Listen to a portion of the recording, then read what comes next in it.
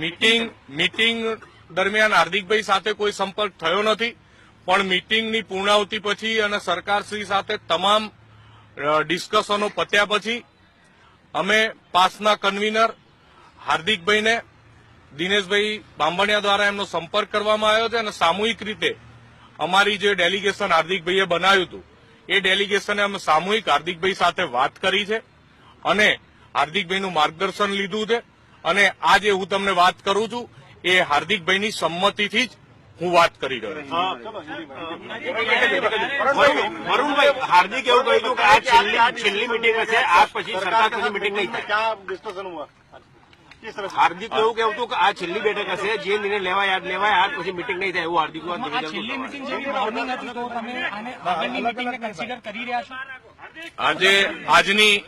આજની આ મીટિંગ છેલ્લી મીટિંગ નથી, આ છેલ્લી મીટિંગ નથી, કારણ કે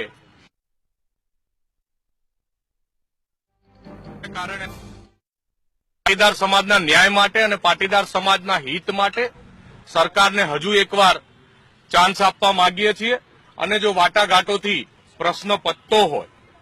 તો પાટીદાર સમાજને જો વાટાઘાટોથી ન્યાય મળતો હોય તો અમે એ રીતે પણ ન્યાય લેવા તૈયાર છીએ। અમારી તો ફક્ત માંગણી એ છે કે પાટીદાર સમાજને અનામત મળે અને પાટીદાર સમાજને ન્યાય મળે, એના માટે ભલે એક વાર નહીં અને 10 વાર મળવું પડે તો અમે તૈયાર છીએ, પણ જો હવે પછી સરકાર પાસે કોઈ નક્કર યોજના કે નક્કર પગલાં નહીં હોય અને ટાઈમપાસ વાળી વાત હશે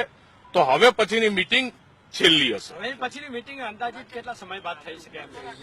સરકારના પ્રતિનિધિ મંડળે એવું કીધું છે કે સોમવારે અમે મુખ્યમંત્રીશ્રીને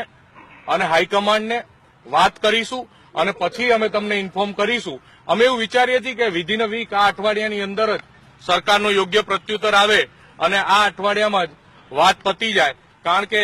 જો ભૂતકાળની જેમ ટાઈમ પાસ કરવા માંગતા હોય તો એમાં અમે તૈયાર નથી। वरुण भाई बताया कि आज सरकार के साथ मीटिंग हुई,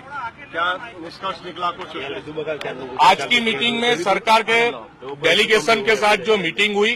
उसका कोई निष्कर्ष नहीं निकला है। मुझे बहुत दुख के साथ कहना पड़ता है कि उसका कोई निष्कर्ष नहीं निकला है, लेकिन एक बात की खुशी भी है कि आज सरकार ने ये इतना लंबा समय।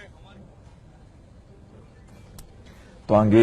વધુ જાણકારી માટે હાર્દિક પટેલ જોડાઈ ચૂક્યા છે। જી હાર્દિક, વરુણ પટેલનું કહેવું છે કે આજની કોઈ બેઠકની અંદર કોઈ નિષ્કર્ષ નથી નીકળ્યો, શું કહેવું છે તમારું?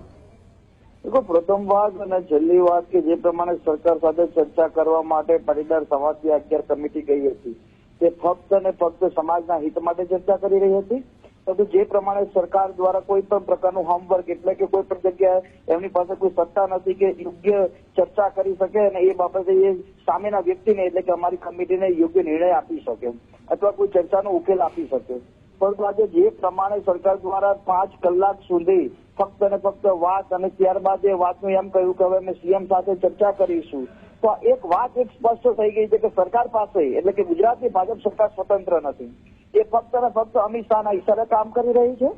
અમે ફક્ત અને ફક્ત સમાજના હિત માટેની માંગણી કરી છે, અમે કોઈ રાજનૈતિક માંગણી સાથે સરકાર સાથે નતા બેસતા, પણ છતાં પણ એ ફક્ત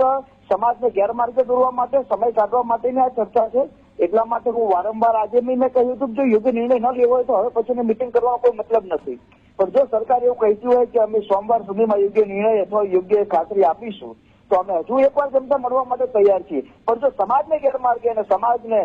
ફક્ત ને ફક્ત તોડવા કે સમય કાઢવાનો પ્રયાસ હશે તો આ ફક્ત ને ફક્ત પ્રયાસ તમારા મૂળભૂતના હકમાંથી નીકળતો રહેશે। સંવિધાન રીતે પાટીદાર સમાજ અનામતની માંગણી કરી રહ્યો છે જે હકમાં છે। ભારત દેશના કોઈ સંવિધાનમાં નથી લખેલું કે પટેલ સમાજને અનામત ન મળે,